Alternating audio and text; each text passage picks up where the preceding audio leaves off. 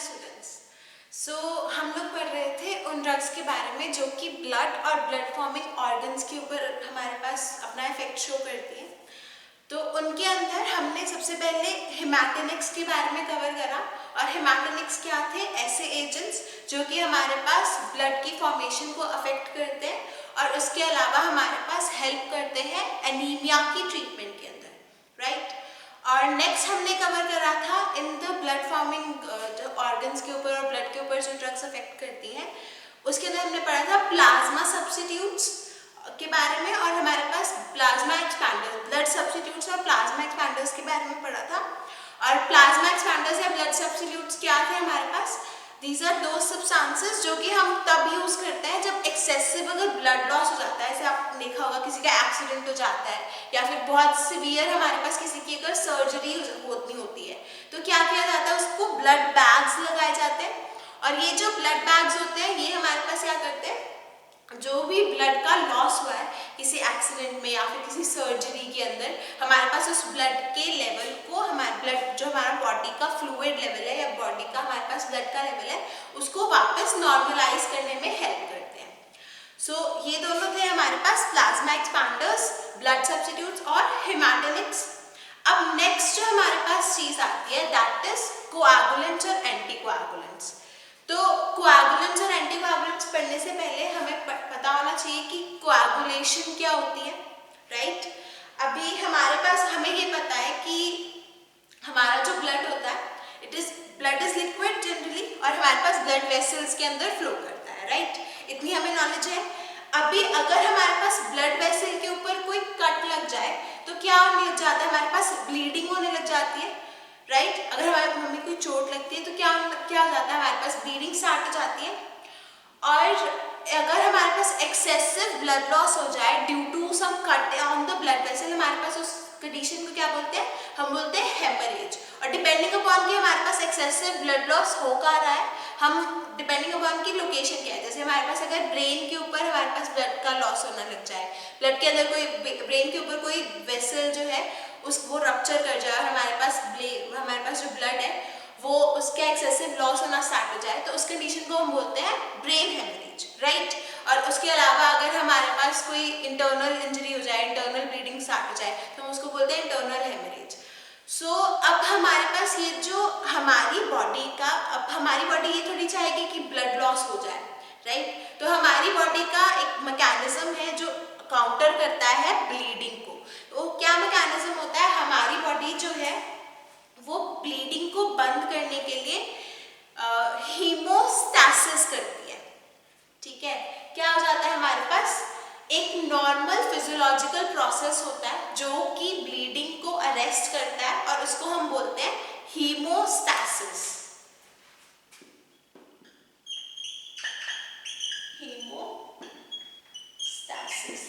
अब क्या होता है हीमोस्टैसिस? Hemostasis is a normal physiological process which helps in arresting the bleeding and it is called as hemostasis, ठीक है। ऐसा प्रोसेस जो कि हमारे पास हेल्प करता है ब्लीडिंग को स्टॉप करवाने के लिए। अब हमारे पास जो ये हीमोस्टैसिस का प्रोसेस है ये हमारे पास 3 तरीके से बॉडी के अंदर होता है।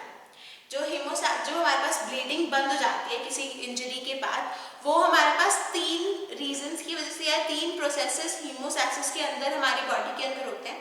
और ये कौन से प्रोसेसेस होते हैं हमारे पास मैकेनिज्म्स ऑफ हीमोस्टैसिस है। सबसे पहला हमारे पास आता है वेसोकॉन्स्ट्रिक्शन, सेकेंड हमारे पास है प्लेटलेट प्लगिंग या फिर प्लेटलेट एग्रीगेशन और थर्ड होता है हमारे पास कोआगुलेशन एक लोकल रीजन के ऊपर। तो क्या क्या मैकेनिज्म्स है हमारे पास इन द हीमोस्टैसिस के अंदर होता है हमारे पास वेसो कॉन्स्ट्रिक्शन, सेकेंड है हमारे पास प्लेटलेट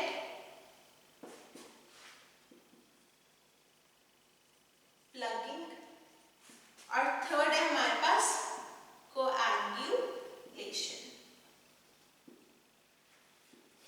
राइट। तो अभी तक हमने जब आप पढ़ते आए हो, जब आप कोआगुलेशन के बारे में पढ़ते आए हो, तो आपने क्या पढ़ा था कि हमारे पास डायरेक्टली अगर ब्लीडिंग हो रही है तो हमारी बॉडी का जो नॉर्मल फिजियोलॉजिकल फिनोमिना है जिससे वो ब्लड ब्लीडिंग को स्टॉप कर देता है, उस प्रोसेस को हम कोआगुलेशन बोल देते थे, राइट। लेकिन अभी आपके उसके अंदर क्या ऐड हुआ है कि जो फिजियोलॉजिकल नॉर्मल प्रोसेस हमारी बॉडी के अंदर होता है, हमारी बॉडी के जो ब्लीडिंग को अरेस्ट करने के लिए, उसको हम बोलते हैं हीमोस्टैसिस। और ये जो हीमोस्टैसिस का प्रोसेस है, इसके अंदर फर्दर 3 मैकेनिज्म्स हैं जिसकी हेल्प से हमारे पास ब्लीडिंग जो है उसको कंट्रोल किया जा सकता है। तो हीमोस्टैसिस के अंदर हमारे पास क्या क्या मैकेनिज्म है? सबसे पहला मैकेनिज्म है वेसोकॉन्स्ट्रिक्शन। अब वेसोकॉन्स्ट्रिक्शन हमारे पास ब्लीडिंग के अंदर कैसे हेल्प करेगी? हमारी ब्लड वेसल के थ्रू। अब वेसोकॉन्स्ट्रिक्शन का मतलब क्या होता है? वेसल को कॉन्स्ट्रिक्ट कर देना। कॉन्स्ट्रिक्ट कर देना यानी कि उसका जो एरिया है उसको स्मॉल कर देना, उसको हमारे पास सिकोड़ देना, राइट। तो हमारे पास क्या जाएगा, अगर हमारी ब्लड वेसल के ऊपर से, हमारे पास ब्लड वेसल के ऊपर कोई कट लग गया है और उसकी वजह से ब्लीडिंग हो रही है, एक्सेसिव ब्लड लॉस हो रहा है, तो हमारे पास हमारी बॉडी क्या करेगी? वेसोकॉन्स्ट्रिक्शन करवा देगी। अब जब वेसोकॉन्स्ट्रिक्शन करवा देगी तो वो क्या हो जाएगा, हमारे पास ब्लड वेसल जो है उसका जो एरिया है वो हमारे पास डिक्रीज हो जाएगा। ब्लड वेसल का जब एरिया डिक्रीज हो जाएगा तब क्या हो जाएगा हमारे पास कि जितना लॉस, अब अभी हमारे पास लगा लो 2 पाइप्स हैं, एक का सरफेस एरिया इतना है, एक का सरफेस एरिया हमारे पास इतना है, तो इसमें से हमारे पास ज्यादा लॉस होगा या फिर इसमें से फ्लूइड का ज्यादा लॉस होगा? ऑब्वियस सी बात है कि इसमें ज्यादा लॉस होगा, ज्यादा एरिया है तो ज्यादा अमाउंट ऑफ वाटर जो है हमारे पास, ये ज्यादा अमाउंट ऑफ ब्लड जो है वो लॉस होगा। तो हमारे पास वेसोकॉन्स्ट्रिक्शन क्या करता है? मिनिमाइज कर देता है ब्लड लॉस को और ब्लड वेसल को हमारे पास कॉन्स्ट्रिक्ट कर देता है। दूसरा हमारे पास क्या है? Platelet plugging. अब हमारे ब्लड के अंदर हमने कल भी पढ़ा था क्या क्या होता है? रेड ब्लड सेल्स होते हैं, व्हाइट ब्लड सेल्स होते हैं, उसके अलावा हमारे पास प्लाज्मा होता है, प्लेटलेट्स होते हैं। तो क्या हो जाता है, हमारी जो वेसोकॉन्स्ट्रिक्शन हुई ब्लड वेसल है उसके ऊपर क्या हो जाएगा, हमारे पास प्लेटलेट्स जो है वो हमारे पास प्लगिंग करके इसको स्टॉप करने की कोशिश करेंगे, राइट। और लास्ट है हमारे पास कि हमारे पास कोआगुलेशन का प्रोसेस हो जाएगा। कोआगुलेशन में क्या होता है, हमारे पास फाइब्रिन जो होता है हमारी ब्लड के अंदर, वो फाइब्रिन जो है वो क्लॉट बना लेगा, जिसकी वजह से हमारे पास जो प्लेटलेट एग्रीगेशन जहाँ पे होती है वहाँ पे हमारे पास फाइब्रिन जब साथ में अटैच हो जाता है तब हमारे पास एक स्ट्रॉन्गर क्लॉट बन जाता है जिसको रिमूव करना डिफिकल्ट होता है। सो ये था, दिस इज ऑल अबाउट हीमोस्टैसिस। अब हमारे पास जो प्लेटलेट एग्रीगेशन का जो प्रोसेस है वो हमारे पास किसकी वजह से होता है? जब हमारी बॉडी के अंदर एडिनोसाइन डाइफॉस्फेट यानी कि एडीपी रिलीज होता है और थ्रोम्बोक्सिन A2 रिलीज होता है। तो प्लेटलेट एग्रीगेशन या प्लेटलेट प्लगिंग जो है ये कब होती है हमारे पास बॉडी के अंदर? एडीपी रिलीज होता है और जब थ्रोम्बोक्सिन A2 रिलीज होता है तब हमारे पास प्लेटलेट प्लगिंग होती है। अब हमारे पास जो ये बॉडी के अंदर क्या हो जाता है कि जो सर्कुलेटिंग फाइब्रिनोजन होता है ये हमारे पास क्या करता है, जो प्लेटलेट रिसेप्टर होता है, जो एक्टिवेटेड प्लेटलेट रिसेप्टर होता है उसके साथ बाइंड करता है, फाइब्रिन के साथ हमारे पास, फाइब्रिन के अंदर हमारे पास कन्वर्ट हो जाता है और एक क्लॉट की फॉर्मेशन कर लेता है। तो क्या होता है हमारे पास, वेसोकॉन्स्ट्रिक्शन हुई, ब्लड वेसल्स का जो साइज है वो हमारे पास डिक्रीज हो गया। नेक्स्ट स्टेप क्या है? Platelet plugging. अब प्लेटलेट प्लगिंग जो है ये हमारे पास कब हो जाती है? जब एडीपी रिलीज होने लग जाता है और थ्रोम्बोक्सिन A2 रिलीज होने लग जाता है तब हमारे पास क्या होता है? प्लेटलेट एग्रीगेशन स्टार्ट हो जाती है। और एक बार जब प्लेटलेट एग्रीगेशन स्टार्ट हो गई तो क्या हो जाता है हमारे पास, जो प्लेटलेट रिसेप्टर है वो एक्टिवेट हो जाता है। अब प्लेटलेट रिसेप्टर जो है उसके साथ क्या हो जाता है, फाइब्रिनोजन जो है वो बाइंड करता है और फाइब्रिनोजन जब बाइंड कर जाता है तब हमारे पास वो कन्वर्ट हो जाता है फाइब्रिन के अंदर, जो कि बाइंड करके प्लेटलेट्स के साथ हमारे पास एक क्लॉट की फॉर्मेशन कर लेता है। जब अब ये तो था हमारे पास कि जब कोआगुलेशन का प्रोसेस हमारे पास हो रहा है किसी कट की वजह से या किसी इंजरी की वजह से। अब बहुत बार ऐसे होता है हमारे पास कि बिना किसी कट के या बिना किसी ब्रीच के या फिर बिना किसी इंजरी के ब्लड के अंदर हमारे पास क्लॉट्स की फॉर्मेशन होनी स्टार्ट हो जाती है। क्या होता है? विदाउट एनी प्रीकरिंग रीजन हमारे पास क्या हो जाता है, विदाउट एनी कट और ब्रीच और damage damage to the blood vessel, sometimes there is formation of blood clot. हमारे पास कभी कभी blood clot की formation होनी स्टार्ट हो जाती है बिना किसी कट के। तो जब हमारे पास ये कंडीशन आती है, उस कंडीशन को हम बोलते हैं थ्रोम्बोसिस।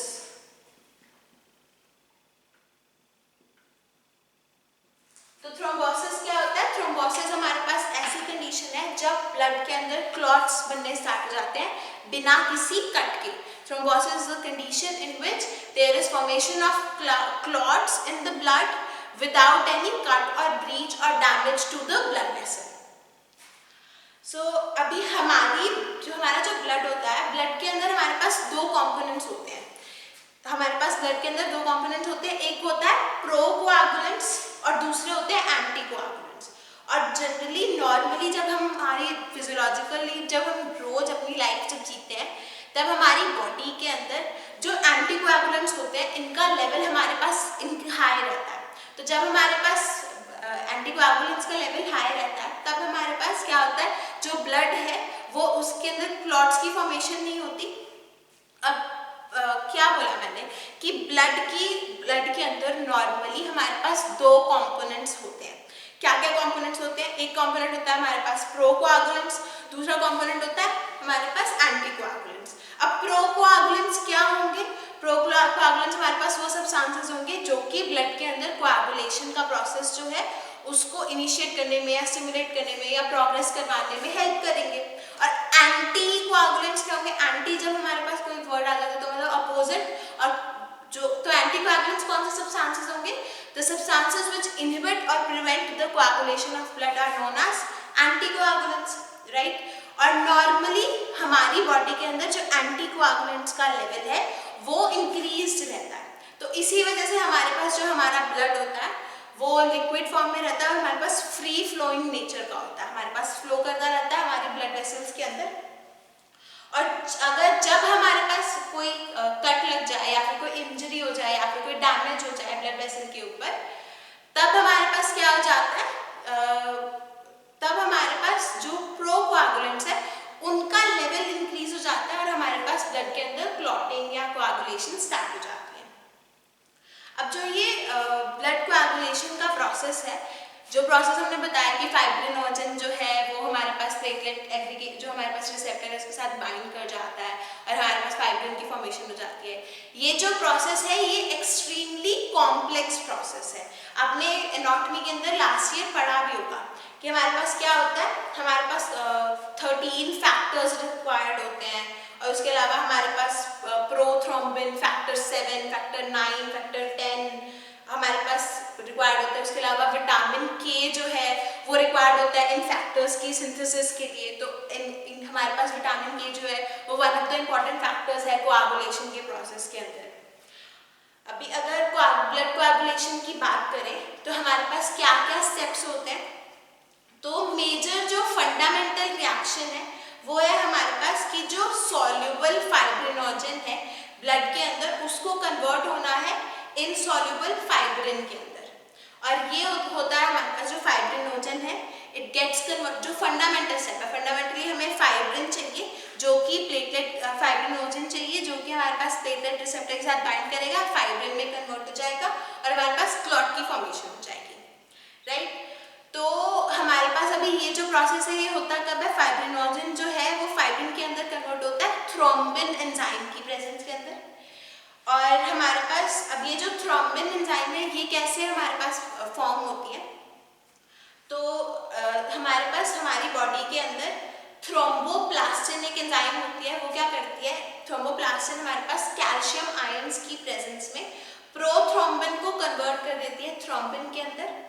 और फिर हमारे पास जब थ्रोम्बिन में कन्वर्ट हो जाता है तो ये जो थ्रोम्बिन है ये हमारे पास क्या हो जाता है, फाइब्रिनोजन के ऊपर जाता है हमारे पास कैल्शियम आयंस की प्रेजेंस में और फाइब्रिनोजन को कन्वर्ट कर देता है फाइब्रिन के अंदर।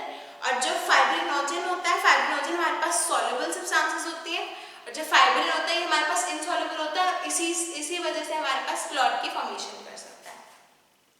तो अब ये जो कोआगुलेशन का प्रोसेस है ये हमारे पास इंट्रिंसिक या एक्सट्रिंसिक पाथवे से हो सकता है। और ये जो क्लॉटिंग फैक्टर्स हैं ये हमारे पास, ये जो सारे क्लॉटिंग फैक्टर्स हैं ये ब्लड के अंदर हमारे पास इनएक्टिव फॉर्म के अंदर प्लाज्मा के अंदर बस ये जो फैक्टर्स हैं ये हमारे पास एक्टिवेट हो जाते हैं due to the intrinsic pathway. जब हमारे पास अभी जैसे ही बॉडी के अंदर हमारे पास कोई डैमेज होता है या फिर हमारे पास कोई इंजरी हो जाती है तो क्या होता है, थ्रोम्बोप्लास्टिन जो है वो रिलीज हो जाता है। थ्रोम्बोप्लास्टिन जब रिलीज होगा तो प्रोथ्रोम्बिन ऑलरेडी प्रेजेंट है ब्लड प्लाज्मा के अंदर। थ्रोम्बोप्लास्टिन क्या करेगा, प्रोथ्रोम्बिन के ऊपर एक्ट करेगा, उसको थ्रोम्बिन में कन्वर्ट कर देगा।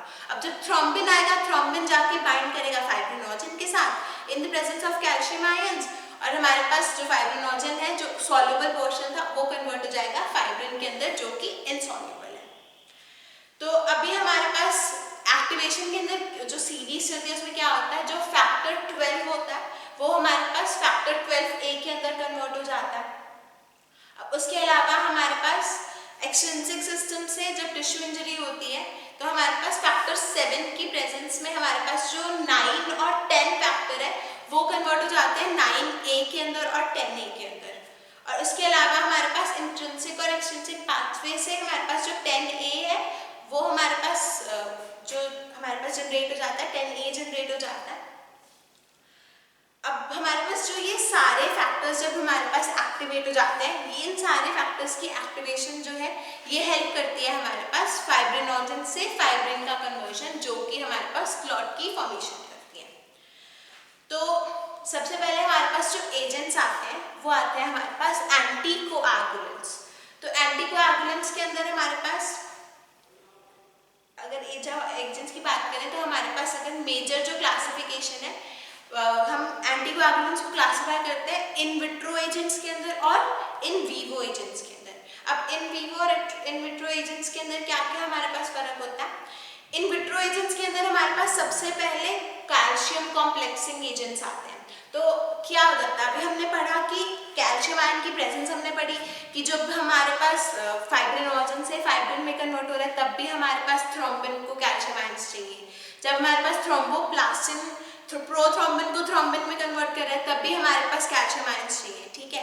तो इन विट्रो एजेंट्स में सबसे पहली क्लास के कौन से है हमारे पास, कैल्शियम कॉम्प्लेक्सिंग एजेंट्स। और कैल्शियम कॉम्प्लेक्सिंग एजेंट्स में हमारे पास कौन से एजेंट्स आते हैं, सोडियम सिट्रेट आता है, सोडियम ऑक्सलेट आता है, सोडियम एडिटेट आता है, सोडियम फ्लोराइड आता है। उसके अलावा हमारे पास हेपारिन, जो हेपारिन है वो भी हमारे पास यूज होता है एज एन एंटीकोआगुलेंट। उसके अलावा इन विट्रो एजेंट्स के अंदर हमारे पास, इन वीवो एजेंट्स के अंदर हमारे पास पैरेंटरल एंटीकोआगुलेंट्स आते हैं जिनके अंदर हमारे पास हेपारिन आता है। और उसके अलावा हमारे पास ओरल एंटीकोआगुलेंट्स आते हैं। अब ओरल एंटीकोआगुलेंट्स के अंदर हमारे पास मेजर दो क्लासेस हैं, कोवैलेंट डेरिवेटिव्स होते हैं हमारे पास और इंडेंटायोन डेरिवेटिव्स होते हैं। कोवैलेंट डेरिवेटिव्स के अंदर हमारे पास वारफेरिन, सोडियम डाइकोमोरॉल ड्रग्स आती हैं और इंडेंटायोन के अंदर हमारे पास फेनिडायोन और एसिकोमोरॉल ड्रग्स आती हैं। अब हमारे इनके बारे में हम डिटेल में पढ़ेंगे। सबसे पहले पढ़ते हैं इन विट्रो एजेंट्स के अंदर जो हमारे पास कैल्शियम कॉम्प्लेक्सिंग एजेंट्स आते हैं। अब कैल्शियम कॉम्प्लेक्सिंग एजेंट्स करते क्या है हमारे पास, अभी हमने पढ़ा थोड़ी देर पहले कि कैल्शियम आयंस जो है, कैल्शियम आयंस का प्रेजेंस हमारे पास नेसेसरी है for the process of coagulation. तो अभी जो हमारे पास ये कैल्शियम कॉम्प्लेक्सिंग एजेंट्स होंगे ये क्या करेंगे, ये एजेंट्स हमारे पास कैल्शियम के साथ कॉम्प्लेक्स फॉर्म कर लेंगे। ये जो एजेंट्स हैं ये हमारे पास बाइंड कर जाएंगे कैल्शियम के साथ। और जब हमारे पास कैल्शियम के साथ बाइंड कर जाएंगे तो क्या हो जाएगा, अब जहाँ पे हमारे पास रिएक्शन हो रही थी, जहाँ पे हमारे पास कन्वर्जन्स हो रही थी, वहाँ पे कैल्शियम का जो लेवल है वो डिक्रीज हो जाएगा। और जब हमारे पास कैल्शियम का लेवल डिक्रीज हो जाएगा स्टेट के अंदर तो हमारे पास क्या हो जाएगा, जो कोआगुलेशन का प्रोसेस है वो हमारे पास इनहिबिट हो जाएगा। और इसी वजह से हमारे पास जब हम इन विट्रो कलेक्शन करते हैं ब्लड्स की, अब इन विट्रो और इन वीवो में क्या फर्क है, इन विट्रो मतलब हमारे पास आउटसाइड द बॉडी और इन वीवो मतलब हमारे पास inside the body. Outside the body मतलब जब अभी हमारे पास जब ब्लड की जैसे कोई पेशेंट हमारे पास ब्लड डोनेट करता है, ठीक है, तो अगर वो ब्लड जो है वो कोआगुलेट करना स्टार्ट हो जाए, क्लॉट्स बनने स्टार्ट हो जाए, तो हम उस ब्लड को हम यूज नहीं कर पाएंगे, राइट। तो इसी वजह से कि हमारा जो ब्लड है वो क्लॉट ना करे और हमारे पास डायरेक्टली, तो हमारे पास क्या किया जाता है, ब्लड वेसल के अंदर हमारे पास निडल डाली जाती है और उसकी हेल्प से हमारे पास क्या किया जाता है, ब्लड को कलेक्ट किया जाता है। तो बॉडी को तो पता चलेगा कि हमारे पास कट लगा है या डैमेज हुआ है, तो बॉडी थ्रोम्बोप्लास्टिन रिलीज करना स्टार्ट कर देगी। थ्रोम्बोप्लास्टिन जब रिलीज होगा वो कैल्शियम आयन के साथ बाइंड करके प्रोथ्रोम्बिन को थ्रोम्बिन के अंदर कन्वर्ट कर देंगे और सारा हमारे पास जो कोआगुलेशन का प्रोसेस है वो स्टार्ट हो जाएगा। तो जो हम क्या करते हैं, जब हम इन विट्रो कलेक्शन करते हैं ब्लड की, तब हम ये जो कैल्शियम कॉम्प्लेक्सिंग एजेंट्स हैं इनका यूज करते हैं और इनके यूज से हमारे पास क्या हो जाता है, ये जो ड्रग्स हैं ये हमारे पास हेल्प करती है जो क्लॉटिंग फैक्टर्स हैं उस क्लॉटिंग को इनहिबिट करने में। और कैसे इनहिबिट करती है, जो कैल्शियम कॉम्प्लेक्सिंग एजेंट्स हैं ये कैल्शियम के साथ बाइंड कर जाती हैं और कैल्शियम हमारे पास अवेलेबल नहीं रहता to act as a cofactor, जिसकी वजह से हमारे पास जो रिएक्शंस हैं वो वहीं पे स्टॉप हो जाती हैं और कोआगुलेशन नहीं होती।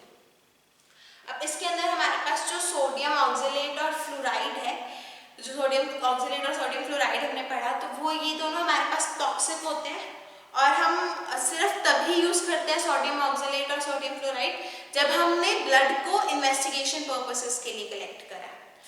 और सोडियम ऑक्जेलेट जो है ये 10 मिलीग्राम पर ml के कंसंट्रेशन में यूज होता है। उसके अलावा जो सोडियम सिट्रेट है, सोडियम सिट्रेट हमारे पास एक नॉन टॉक्सिक एजेंट है और सोडियम सिट्रेट जो है ये यूज किया जाता है ब्लड को प्रिजर्व करने के लिए।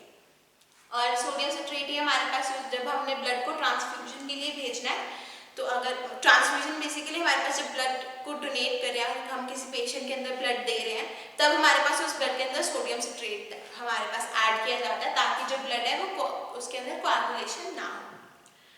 और उसके अलावा सोडियम EDTA यूज किया जाता है। सोडियम EDTA जो है ये हमारे पास 2 मिलीग्राम पर ml हमारे पास यूज किया जाता है ब्लड के अंदर इन्वेस्टिगेशन पर्पसेस के लिए। और कैल्शियम कॉम्प्लेक्सिंग एजेंट्स के अलावा हमारे पास जो नेक्स्ट एजेंट आता है दैट इज हेपारिन। अब हेपारिन जो है ये हमारे पास 1916 में एक मेडिकल स्टूडेंट ने डिस्कवर करा था। हेपारिन होता क्या है, हमारे पास म्यूकोपॉलीसेकेराइड होता है। जो मास्ट सेल्स होते हैं हमारे पास लिवर के अंदर, लंग्स के अंदर और इंटेस्टाइनल म्यूकोजा के अंदर, मास्ट सेल जो है वो हेपारिन प्रोड्यूस करते हैं। और अब हमारे पास हेपारिन जो है वो 2 फॉर्म्स में एग्जिस्ट करता है, हाई मॉलिक्यूलर वेट हेपारिन और लो मॉलिक्यूलर वेट हेपारिन। तो जो लो मॉलिक्यूलर वेट हेपारिन होता है ये हमारे पास लॉन्गर एक्टिंग होता है और एब्जॉर्ब हो जाता है मोर यूनिफॉर्मली, और हमारे पास इसका जो एंटीजेनिक प्रॉपर्टी है वो लेस होती है। लेकिन जो हमारे पास ये जो लो मॉलिक्यूलर वेट हेपारिन है ये कॉस्टली होता है। अब हेपारिन के फार्माकोलॉजिकल एक्शन क्या होता है, ये एज अ एंटीकोएगुलेंट क्यों यूज होता है हमारे पास, बोथ इन विवो और इन विट्रो के अंदर यूज होता है। हम जब इन विट्रो जब डालते हैं तो हेपारिन एजेंट जनरली प्रेफर किया जाता है क्योंकि टॉक्सिक नहीं होता हमारे पास, इसके जो एंटीजेनिक प्रॉपर्टीज हैं वो कम होती हैं। अब ये क्या करता है, हमारे पास एक एंजाइम को एक्टिवेट करता है जो होती है हमारे पास एंटी थ्रोम्बिन 3। तो बेसिकली हेपारिन क्या करता है, एंटी थ्रोम्बिन 3 को एक्टिवेट कर देता है। और एंटी थ्रोम्बिन 3 हमारे पास जब एक्टिवेट हो जाती है तब वो क्या करती है, जो थ्रोम्बिन का एक्शन था हमारे पास, जो फाइब्रिनोजन के ऊपर एक्ट करके फाइब्रिन की फॉर्मेशन करी थी, तो हमारे पास थ्रोम्बिन का जो एक्शन है वो प्रिवेंट हो जाता है।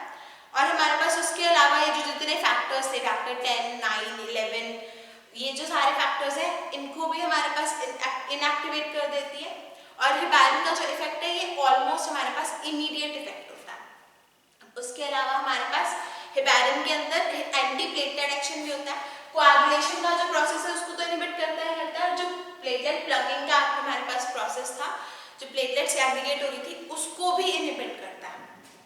और उसके अलावा हमारे पास लिपीमिया जो होता है उसकी क्लियरिंग में भी हेपारिन जो है वो वर्क करता है। लेकिन हमारे पास हेपारिन के कुछ साइड इफेक्ट्स होते हैं, जैसे कि हमारे पास हेपारिन की वजह से ब्लीडिंग जो है वो बहुत ज़्यादा हमारे पास कॉम्प्लिकेटेड हो जाती है। और उसके अलावा हमारे पास हेमाटूरिया हो जाता है। और हेपारिन जो है जो एनिमल सोर्सेज से मिलता है उसकी वजह से एलर्जिक रिएक्शंस आती हैं। और जो हमारे पास ब्लीडिंग डिसऑर्डर्स हैं, जैसे कि हमारे पास हाइपरटेंशन हो गया, पाइल्स हो गया, जीआईटी हो गया, जीआईटी अल्सर्स हो गया, ट्यूबरकुलोसिस हो गया, इन सब के अंदर हमारे पास हेपारिन जो है वो कॉन्ट्राइंडिकेटेड होता है। इस लेक्चर के अंदर हमने इन विट्रो एजेंट्स के बारे में पढ़ा, हेपारिन के बारे में पढ़ा और कैल्शियम जो कॉम्प्लेक्सिंग एजेंट्स हैं उनके बारे में पढ़ा। नेक्स्ट लेक्चर के अंदर हम ओरल एंटीकोएगुलेंट्स के बारे में पढ़ेंगे।